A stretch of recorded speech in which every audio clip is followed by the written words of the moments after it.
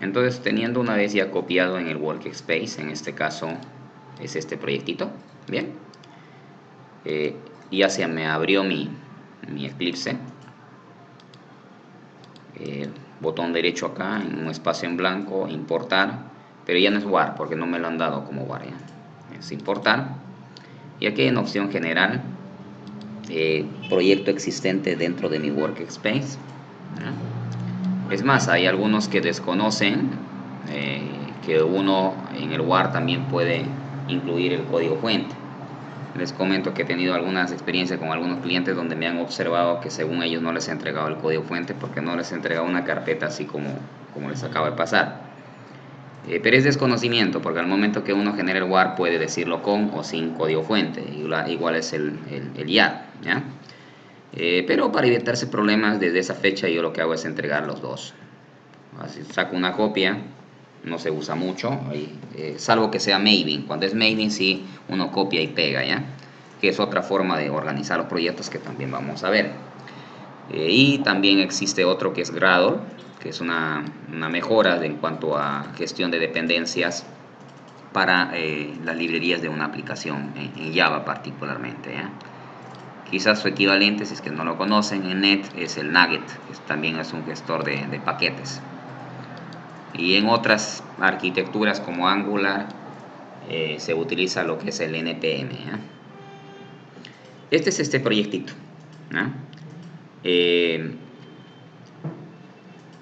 La parte más importante aquí es que hay dos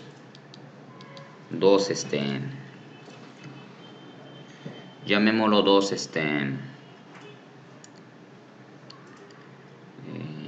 paquetes adicionales que manejan las entidades del proyecto y también los beans, ¿ya? Este es por un tema de arquitectura.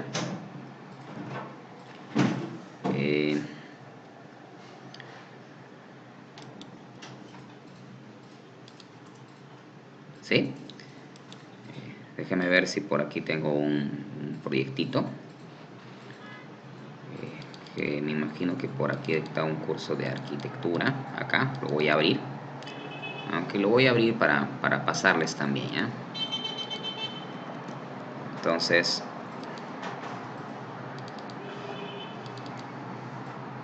nosotros estamos en la sesión 03. Este es modelos, para que podamos entender cómo funciona todo esto, ¿ya?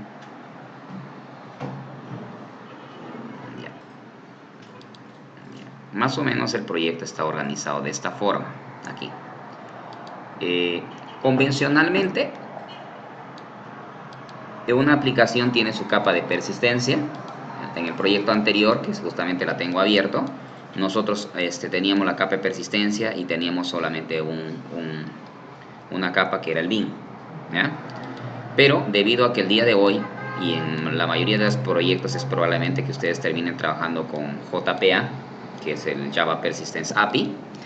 El JPA trabaja con entidades, y ahí las entidades son bins, pero que tienen anotaciones que hacen referencia a la estructura de la base de datos. El nombre de la tabla, el nombre del campo, si tiene o no tiene clave primaria, clave foránea y esas cosas, ¿ok? Por un tema de buenas prácticas siempre se recomienda de que cualquier información asociada a la base de datos no vaya ni siquiera a la capa de servicio y mucho menos a la capa de presentación, ¿ok? Porque si no es prácticamente sería como que aquí en mi formulario voy a tener un arroba table, un arroba column o un not null de ese tipo, ¿bien? Entonces, si bien es cierto, para simplificar el desarrollo se puede trabajar con la entidad hasta arriba, o sea, me anulo el bin y eso lo hago pasear en todos los niveles, ¿ok? Pues siempre es recomendable mantener una independencia entre la estructura de la base de datos, que son las entidades, versus el bin. Entonces, eso está acomodado aquí en este proyecto, ¿ya? Por ejemplo, inclusive hay herencia para ambos lados. Espero, acá hay un generic entity para manejar algo que sea común a la entidad, ¿bien? Pero también hay un generic bin, que en este caso son datos comunes a la... adelante. Son datos comunes a la estructura de un bin convencional, ¿ya? En el caso concreto, el que está implementado es el producto. Entonces acá, además que vamos a ver el día procedimientos almacenados con JPA, ¿ya? Este sería mi tablita producto y estos serían los campos de mi tabla producto, ¿ya? Donde este es el código y además este @id me dice que es una clave primaria para que JPA pueda hacer de manera automática mi inserción, mi actualización, mi eliminación, mis búsquedas. Tiene que tener sí o sí una clave primaria, sea simple o sea compuesta. Bien, nosotros primero vamos a hacer correr este proyecto y ahí voy a buscar aunque acá mismo en el script hay como 3 tablitas relacionadas. Para no estar haciendo manualmente esta parte de las entidades, lo que podemos hacer es crearse un proyecto de tipo JPA Project, ¿ya? Se descarga la librería con la cual vamos a utilizar y me genera todas las entidades, ¿ya? Pero nosotros no vamos a hacer digamos el registro utilizando el framework de persistencia tradicional, sino vamos a trabajar con procedimientos almacenados, ¿ya? Y esos se mapean en este lugar. Depende mucho del estándar que utilice la empresa. Puede ser que te diga acá, nosotros todos trabajamos con procedimientos almacenados, es decir, no hay ninguna sentencia SQL arriba en Java, ¿ya? Hay otros que te van a decir, no, acá todo es SQL en Java, llamémoslo así, ¿ya? O todo es mapeos. Algunos frameworks de persistencia es MyBatis, es Hibernate, ¿ya? Es TopLink, es Spring JDBC, Spring Data. Hay varios frameworks ahí que uno puede utilizar para desarrollar la parte de persistencia, ¿ya? Bien, entonces ese es lo que cambia un poco. Igual tengo mi bin, obviamente, con sus nombres, su precio y su stock. Todos los otros datos están en su papá. Acá sí, por un tema de correlación, la mayoría están en la misma clase, ¿ya? Pero también se puede implementar herencia a nivel de entidades para reutilizar ciertos códigos. ¿Listo? Eso es en primera parte. Después, la verdad que si no mal recuerdo, ya con ustedes hemos visto todo el tema de interfaces genéricas, paramétricas, hemos creado nuestras excepciones, ¿ok? Y la implementación va a cambiar un poco, ¿ya? Pero eso los voy a ir explicando de poco a poco, ¿bien? Entonces, vamos a preocuparse en primera instancia de preparar nuestra base de datos, porque acá también están los procedimientos almacenados ya hechos, ¿ya? Para no estar perdiendo tiempo tipeando eso. Vamos entonces primero a verificar si tenemos o no tenemos nuestro esquema de trabajo. Como nosotros somos el Java Web 23, acá lo voy a cambiar Java Web 23, ¿ya? Para los que recién se están incorporando en el IP 25, ¿ya? Hay una carpeta compartida en el 192.168.1.25. Hay un proyecto compartido, eso por favor lo restauren, ¿ya? Y con eso vamos a trabajar.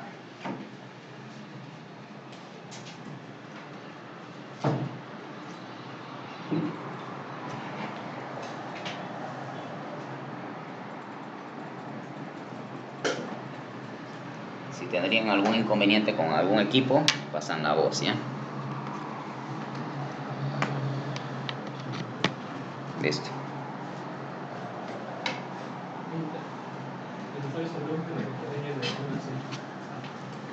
Ya.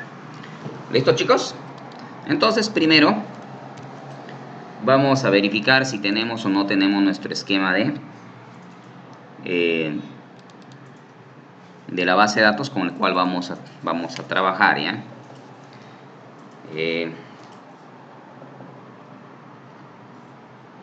Como recordando, voy a crear un esquema diferente, ¿ya? Ustedes pueden verificar allí, pero no necesariamente la misma máquina con la cual ustedes han estado trabajando la semana previa.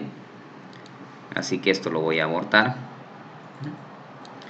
Aquí, por ejemplo, veo que tengo la JW23. 1, 2, 3, 4, 5, 6. ¿Ya? Si no lo tendrían, lo crean, ¿ya?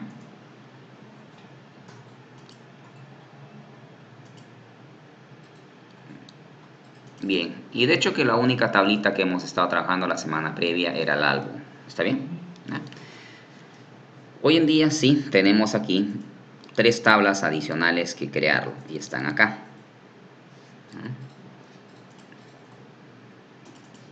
Una de ellas es la tabla producto, que está creado en dos bloques.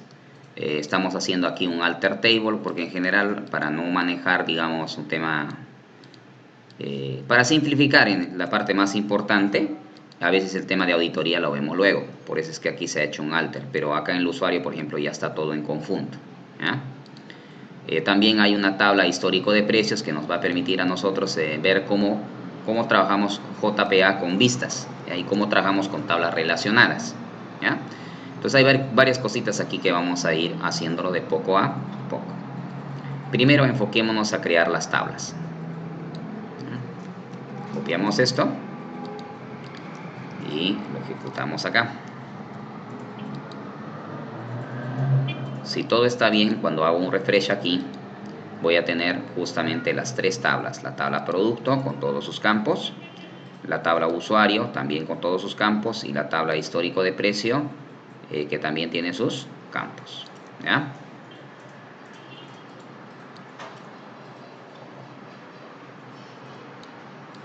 Rápidamente les voy explicando por qué tenemos estos campos de aquí adicionales. Esto en realidad existen diferentes formas de manejar la auditoría, ¿ya? Y la auditoría básicamente responde quién hizo qué, o sea, el qué es si insertó, o sea, si agregó uno nuevo, si actualizó, o se modificó, si eliminó. En general sabemos que los borrados, las eliminaciones son lógicas, por lo tanto es un update, ¿está bien?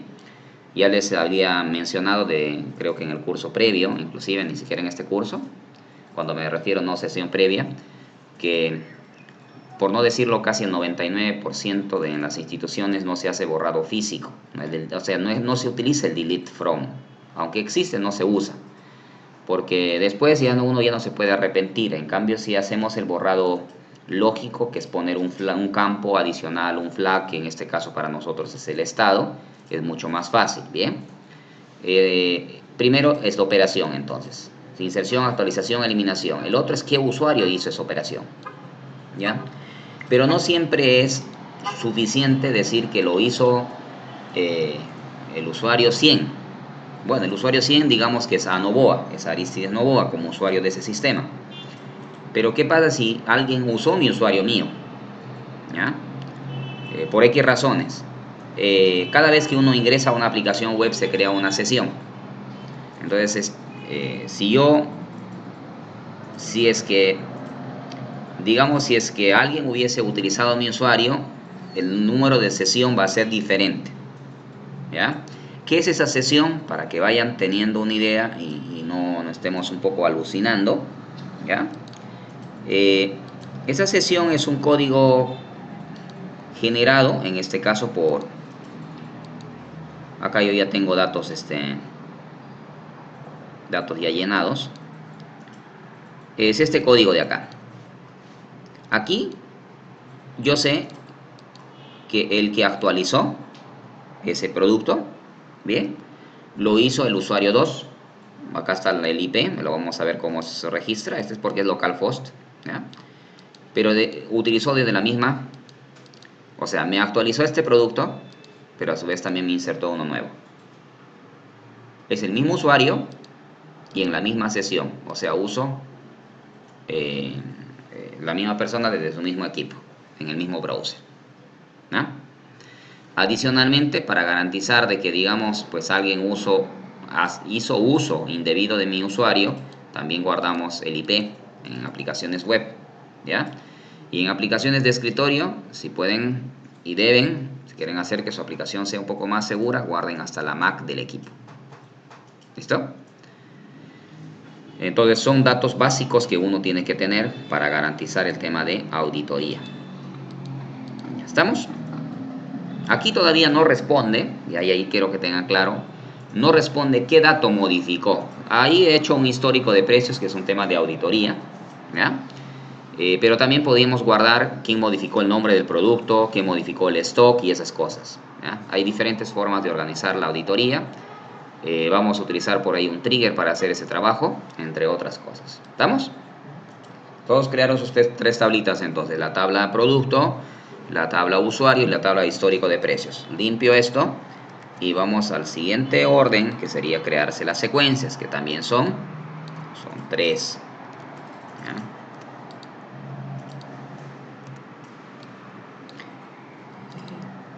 Listo. Y también lo chequeamos aquí. Ahí están las secuencias, ¿bien? Y enseguida podemos generar los datos, o sea, las inserciones. Y aquí viene un problema que tenemos que adaptar. ¿Por qué? Porque si se dan cuenta estamos utilizando el esquema. Y en este caso mi esquema mío es JW. Podemos hacer dos cosas. Proponemos JW23. ¿Ya? O en su defecto lo eliminamos. Sí. Los dos deberían de funcionar. ¿Ya? Acá tenemos para insertar los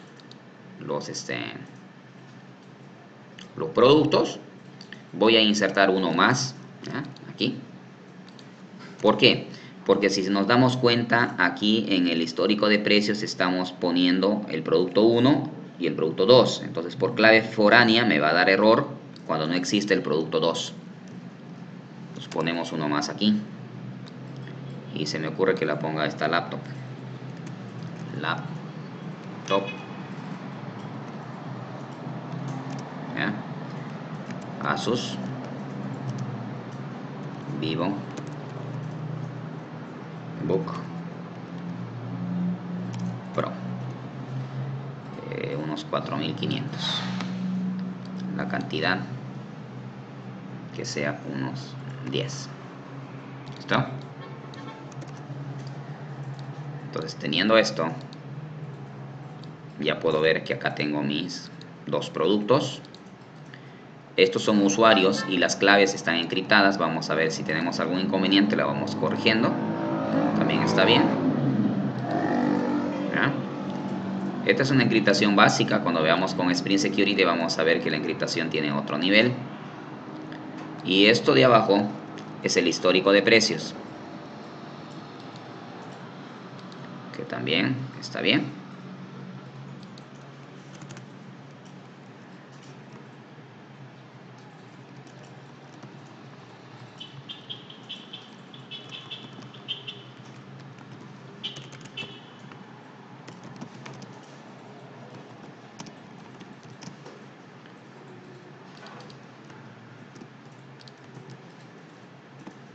Bien. Entonces, como podemos observar ahí, tenemos un histórico de precios. ¿Eh? Más bien esto lo voy a actualizar en acá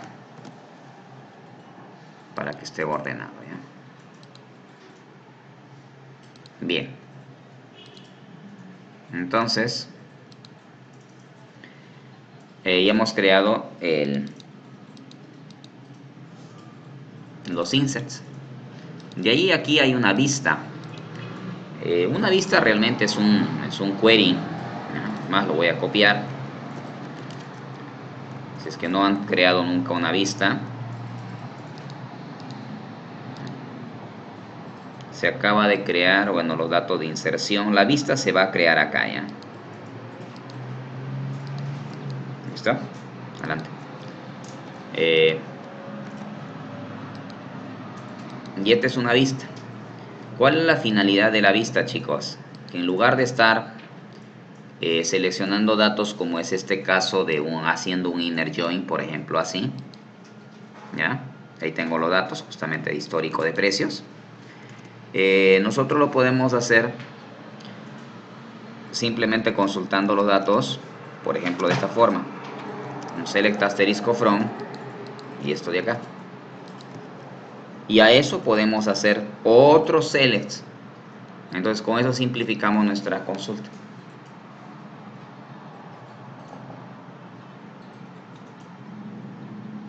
O sea, una vista no es más que me permite a mí encapsular consultas un poco más complejas para poder yo tener mis datos ya ordenados. Y es lo que se usa cuando trabajamos con JPA, inclusive hasta con JDBC.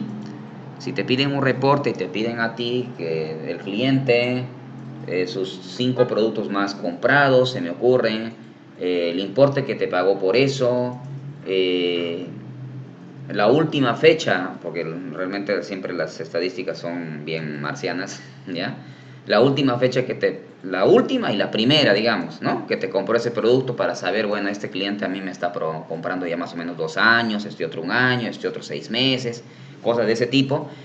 Obviamente que no es hacer un select asterisco from, o sea, olvídate, va a buscar el mínimo, buscar el máximo, de repente guardarlo temporalmente en algún lugar, cuando ya no se puede, inclusive creamos tablas temporales para meter ese dato, creamos cursores, ¿ok? Uno tiene que ingeniarse, ¿ya? Romperse la cabeza, pero las vistas te van a ayudar mucho en eso, ¿ya? Para que no estés en cada consulta que vas a hacer de nuevo haciéndote todo el rollo de un subconjunto de datos, ¿ya? Además por temas de rendimiento también. Total, ya tienes los datos preparaditos ahí en la base de datos, lo levantas nada más. En el otro sería diferente que yo me vaya primero al producto, ¿no? Y por cada producto me vaya a la tabla histórico de precios en este caso, y después vea que me ha modificado y me vaya al usuario, y así estoy haciendo fetch, fetch, fetch. Imagínense eso si habría 500 o 1000 registros. Son 500 fetch que se van a hacer, esa pantalla ténganlo por seguro que se va a cargar después de 2 minutos, 3 minutos. Entonces, por simplicidad, es por tema de rendimiento, entre otras cosas. Lo bueno que JPA, no es que les diga se confunde, sino que para JPA, este es una tabla, ¿ya? Pero este también es como si sería una tabla. Producto de eso es que en Java nosotros tenemos dos entidades. Una que es ¿ve?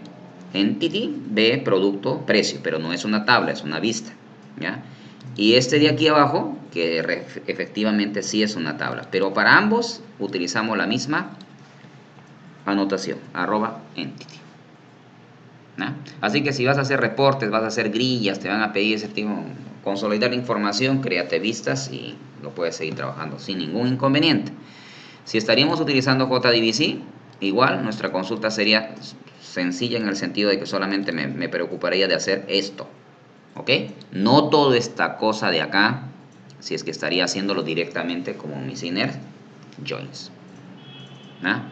Si quiero corregir, vengo, corrijo la vista y automáticamente se corrige todos los otros lugares donde yo he utilizado esa vista.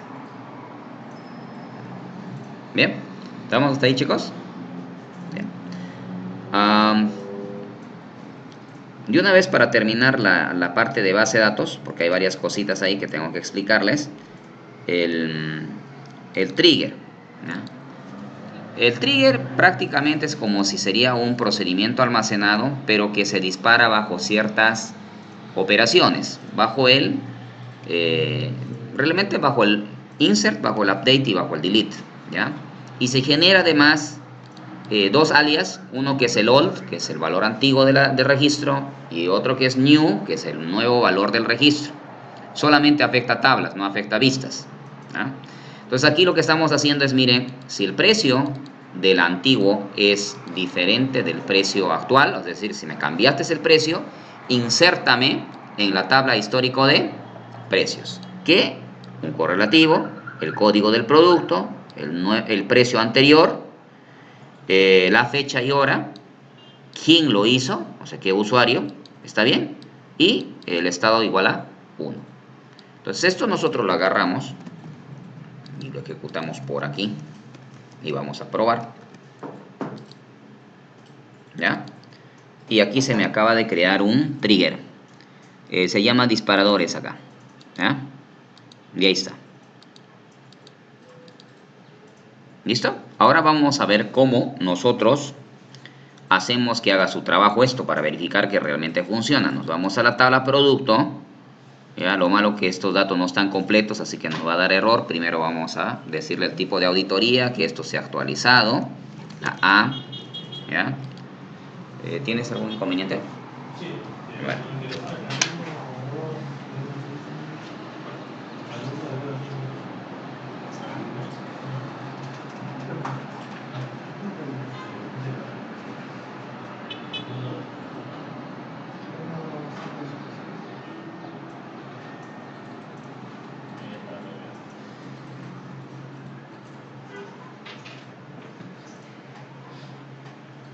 ¿Por qué? Sí, es una contraseña. Ya, a ver, estamos ahí, ¿sí? Entonces le decía que aquí vamos a poner el usuario de auditoría. La sesión es es un código grande, después lo veremos. Y el IP, bueno, 192.168, por ejemplo, 1.25 el mío. Necesitamos esos datos porque esos datos son los que se requieren, ¿ya? Y acá digamos que sea una inserción, también el usuario 2, la sesión 2 y el mismo IP, ¿no? Todavía no modifiquen el precio, porque cuando modifican el precio se va a disparar el trigger y al no tener el usuario va a dar este error, ¿ya? Entonces, ahora que ya está preparado esta data, miren lo que voy a hacer, ¿ya? Primero, en el histórico de precios solamente tenemos del 1 al 5, ¿está bien? Voy a venir aquí en la tabla producto y voy a modificar este precio de 1500, por ejemplo, por 1800. ¿Cuál es la idea? De que automáticamente se me genere un histórico del anterior. Vuelvo a abrir histórico y ahí tengo, efectivamente, el producto 1, su precio anterior era 1500 porque el precio actual está en la tabla actual, ¿ya? Y ya está. Ahora, vuelvo a cambiar el producto de aquí por otro precio, 1725, no sé, una cosa así. Y vuelvo a cambiarlo y se sigue generando un histórico.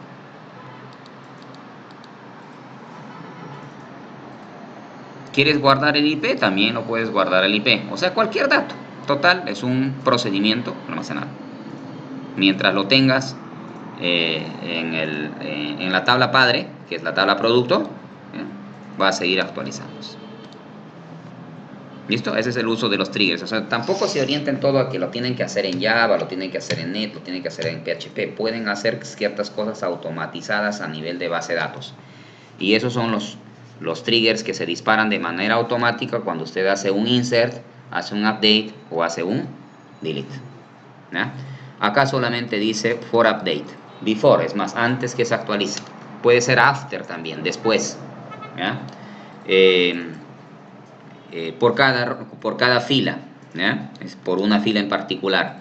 Aquí, no, yo también quiero que se dispare cuando se modifica la cantidad. Pones coma cantidad y cosas por el estilo, ¿ya? Hay varias cosas allí, este no es un curso de base de datos, más o menos lo que hago es tratar de correlacionar las cosas, ¿ya? Para que tengan una idea. ¿Estamos? Todos los motores de base de datos trabajan con triggers, a excepción de MySQL, no les podría confirmar. Procedimientos almacenados sí tiene, ¿ya? Pero triggers Sí, también. también. Sí. Me imagino sus versiones recientes tiene, ¿no? Postgres sí tiene, SQL Server sí tiene, DB2 sí tiene. Bueno, esos son los que más existen. ¿Ok? Ya. Ahora, viene el otro tema. Un segundo de productos, ¿cuál es el dato que le falta? Porque lo modifico y lo pongo. Ah, ya. Aquí faltaba el tipo de auditoría, el ID de usuario y la sesión y el IP.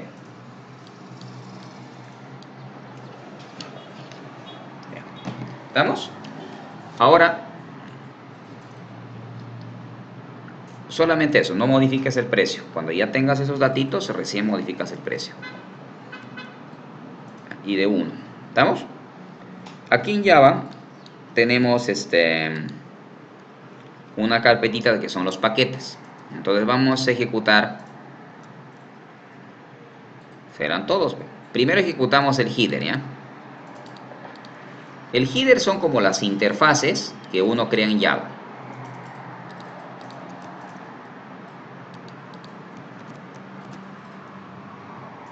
Y aquí ya están todos los métodos hay un método para listar, otro es para listar los precios, otro es para listar los precios por código, otro es para buscar por ID, otro es para insertar, para actualizar, para eliminar y así, bueno, son todas las operaciones CRUD, ¿ya? Seleccionamos y le ejecutamos. Y aquí se me crea el paquete, el header. Todos son solamente estructuras, ¿ya? En el Oracle, si es la primera vez que están viendo un tema de un procedimiento almacenado en Oracle, ¿ya? No es necesario que yo ponga, por ejemplo, aquí un varchar varchar de